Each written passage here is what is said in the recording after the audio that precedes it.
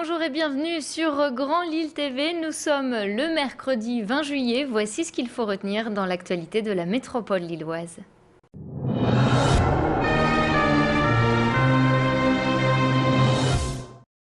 Captain Nick Stanley, my colleague. Ce sont les noms des 14 soldats australiens inhumés ce mardi au cimetière de Fromelles. La petite commune des Wep a célébré le 95e anniversaire de cette bataille qui a fait plus de 5500 morts, disparus ou blessés parmi les troupes australiennes en 1916. En 2008, des restes de 250 combattants ont été retrouvés dans le bois du Faisan, plus de 90 ans après la bataille. Grâce à des tests ADN, 14 d'entre eux ont pu être identifiés. Et mardi soir, le ministre australien des anciens combattants ainsi que des familles ont fait le déplacement pour leur rendre un hommage émouvant.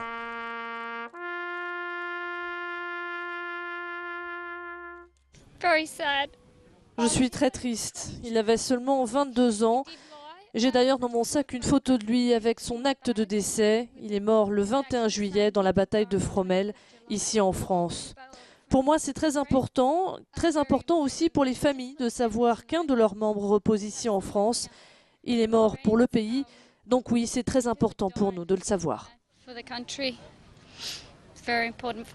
L'an dernier, le prince Charles avait inauguré ce cimetière. Des analyses sont toujours en cours pour tenter d'identifier les autres soldats restés anonymes. André Casse, victime d'un cambriolage ce week-end à son domicile de Villeneuve-d'Ascq. André Casse est connu pour sa longue bataille judiciaire.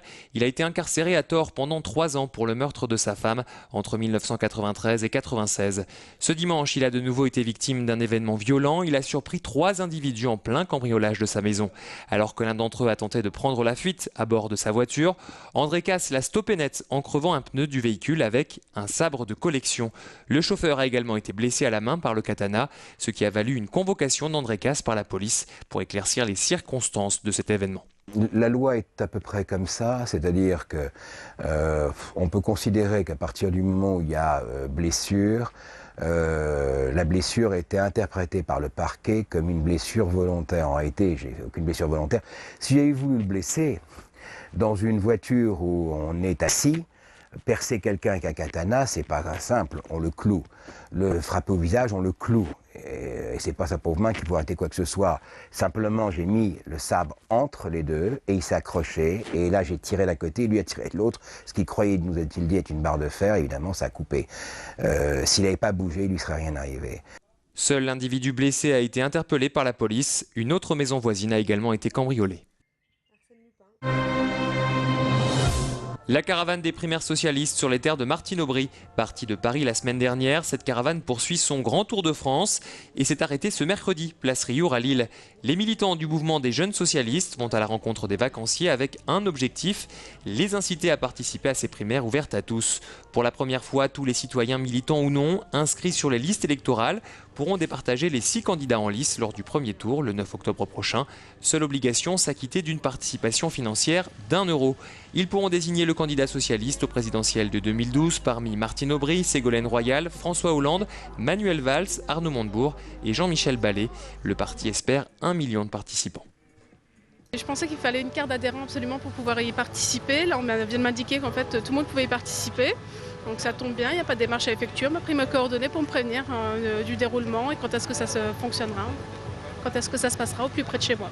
Je trouve que c'est pas mal justement parce que ce sont des primaires citoyennes, c'est pas des primaires juste fermées aux adhérents des partis. Vous voyez, c'est vraiment les primaires, ça veut rassembler les gens qui aiment les valeurs de la gauche. On n'a pas forcément besoin d'être adhérent à un parti pour venir voter aux primaires citoyennes. Donc c'est vachement bien ça. Si vous souhaitez participer à ces primaires, il faut s'inscrire sur internet au www.lesprimairescitoyennes.fr. Vous serez informé par mail du bureau de vote le plus proche de chez vous. Cette nouvelle va ravir les étudiants de Roubaix. Le Crous, le Centre régional des œuvres universitaires et scolaires, a ouvert ce mardi sa première résidence à Roubaix. 19 logements flambant neufs situés place de la Liberté en plein cœur de la ville, à 2 pas du métro et d'Eurotéléport. Ces 13 T1 et 6 T2 sont destinés en priorité aux boursiers. Grâce à cette résidence, le Crous comble donc une petite partie de son retard pour loger les 1200 étudiants de la commune.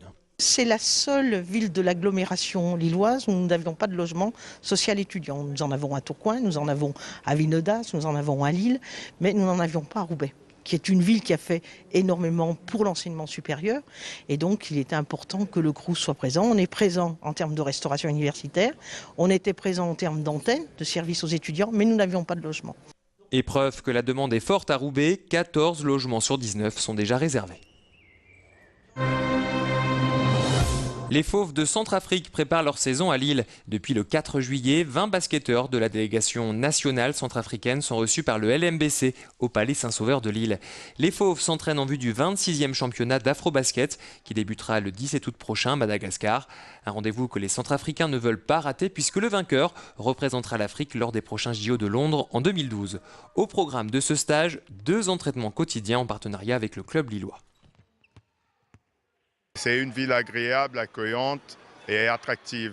Et comme je le disais tantôt, Lille a les meilleures installations. C'est pas mal les vestiaires, les salles spacieuses, la restauration, tout réuni, ce qui nous a motivés à choisir Lille. On est en train de peaufiner notre préparation.